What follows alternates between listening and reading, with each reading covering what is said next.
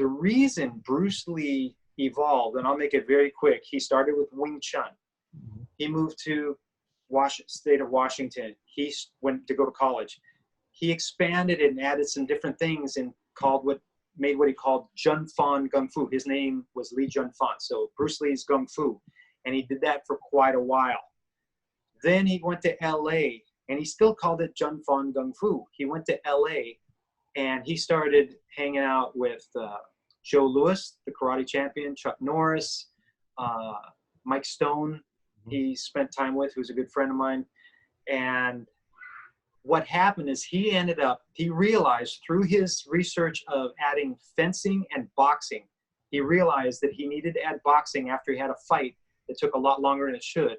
And one of his students said, who was a boxer, said, hey, you should look into boxing because you could probably finish it faster. And then he took fencing, and he realized the two things that those two arts had in common were the sparring, and they used protective equipment so you could survive the sparring. And so he put on equipment, and when he was in LA, he started sparring, and in his words, all out sparring. And that's where he got the idea of calling it Jeet Kune Do, because he had this idea. He understood, in a letter he wrote to somebody, to one of his former Wing Chun instructors, he said, I had a lot of prejudices and I found out that they are incorrect.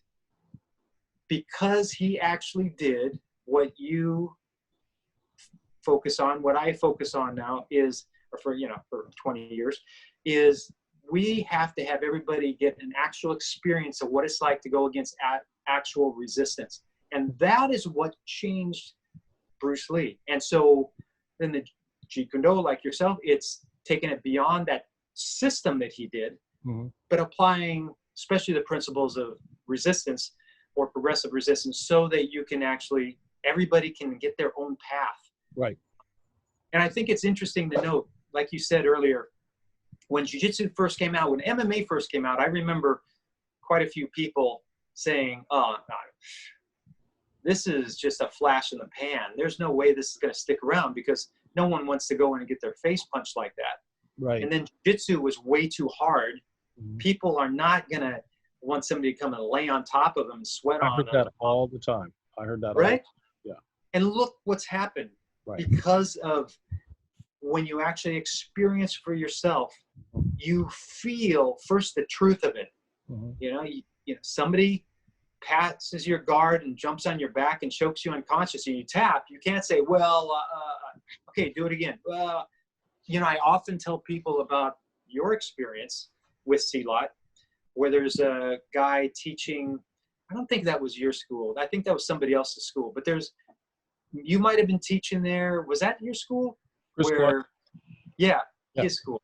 Yeah. So, and there was a C-Lot instructor. Stephen Plink. Yes. I liked him actually quite a bit. He was a nice guy. What's that? I liked him quite a bit.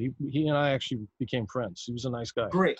Yeah. Awesome. Yeah. He is really, really dedicated C-Lot guy. But I know you had something where there was a C-Lot guy who was telling you that C-Lot was better than what you were doing or whatever. And then you arranged, okay, let's try. And you took him down and you mounted and arm barred him. And I guess you did that several times. This is the story I remember. And then something came back later on and he tried again. The same thing happened. Right. So it's just there are realities when you actually spend the time to get yourself in the actual situation. Right. Those are the things that truth is like, well, I mean, he would have broken my arm. He would have choked me unconscious. Right. That's just the way it is. So, I never got angry at, I never really got angry at anybody, but I never even got really annoyed at people that didn't understand that because they sincerely didn't understand it. And yes, exactly. To this day, I still feel like if somebody doesn't understand it, I need to do a better job trying to communicate it. And so it motivates me to always try and rephrase things, use different analogies, try and get people to understand it. But there was also the thing that did annoy me the most in the Jeet Kune Do community at that time, in the circles that I was swinging around, is I saw a tremendous amount of hypocrisy and cynicism. And the idea was, and this was an idea that came from the top down because I heard it, was some people are fighters and some people aren't fighters.